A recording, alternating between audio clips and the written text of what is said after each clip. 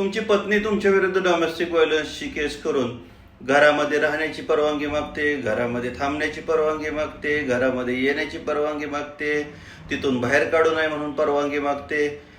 मग तुमची हीच परवानगी तुमची आई मागू शकत नाही का? परत तुम्ही म्हणता की कोणी सांगितलं नाही सर, आम्हाला असा सल्ला दिला नाही.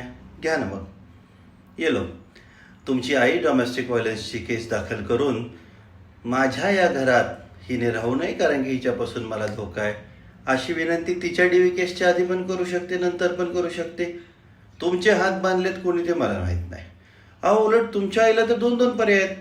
तुमची आई जर ज्येष्ठ नागरिक असेल तर ज्येष्ठ नागरिक कायद्याखाली आपण माननीय प्रांतसाहेबांसमोर उपविभागीय दंडाधिकाऱ्यांसमोर अशी केस दाखल करून तिला त्या घरातून हाकलू शकतो किंवा मला त्रास देऊ नये असं तुम्ही त्यामध्ये विनंती करू शकता आणि ती केस 6 महिन्यात संपते, वर्षात संपते.